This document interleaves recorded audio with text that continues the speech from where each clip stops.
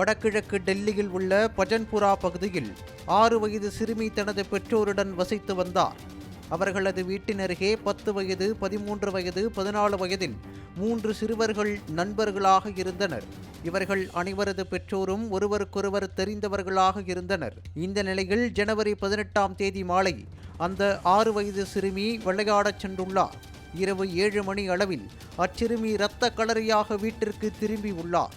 அச்சிறுமி அப்போது நடந்தாலே ரத்தம் கொட்டும் அளவு பலவீனமாக இருந்தார். பெற்றோரை பார்த்ததும் சிறுமி என்ன நடந்தது என்று கூறக்கூட முடியாமல் மயங்கி விழுந்தார். நான் ஆட்டோவில் இருந்து கீழே விழுந்து விட்டேன் என முணங்கியபடி அச்சிறுமி மயங்கி விழுந்தார். சுய நினைவற்ற நிலையில் மயங்கி கிடந்த அச்சிறுமியை பெற்றோர் தூக்கி கொண்டு மருத்துவமனைக்கு அழைத்து சென்றனர். அங்கு அவர்களுக்கு மாபெரும் அதிர்ச்சி காத்திருந்தது. மருத்துவர்கள் சிறுமியின் பெற்றோரிடம், உங்கள் மகள் பாலியல் வன்புணர்வுக்கு ஆளாகி உள்ளார் எனவும் 2-3 பேர் சிறுமியை கொடுமையாக வன்புணர்வு செய்துள்ளனர் எனவும் தெரிவித்தார்கள். இது குறித்து அறிந்ததும் சிறுமியின் பெற்றோர் அதிர்ந்து போனார்கள்.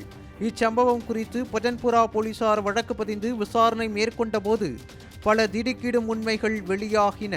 பக்கத்து வீடுகளில் வசிக்கும் மிகவும் பரிச்சயமான வெறும் 10 வயது, 13 வயது, 14 வயதுடைய சிறுவர்கள்தான் இந்த காரியத்தை செய்தார்கள் என்று தெரிய வந்தபோது சிறுமியின் பெற்றோர்கள் நொறுங்கி போனார்கள்.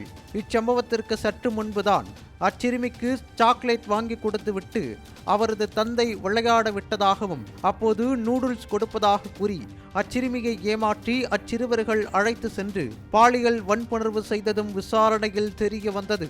பெற்றோரிடம் சொன்னால் கொன்று விடுவோம் என மிரட்டி அச்சிறுமியை அச்சுறுத்தி ஆட்டோவில் இருந்து விழுந்து விட்டேன் என கூற சொல்லி சிறுவர்கள் அனுப்பி உள்ளார்கள் என தெரிகிறது.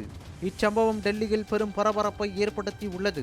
2 சிறுவர்கள் கைது செய்யப்பட்ட நிலையில் ஒரு சிறுவர் குடும்பத்தோடு தலைமறைவாகி உள்ளார் என்பது குறிப்பிடத்தக்கது.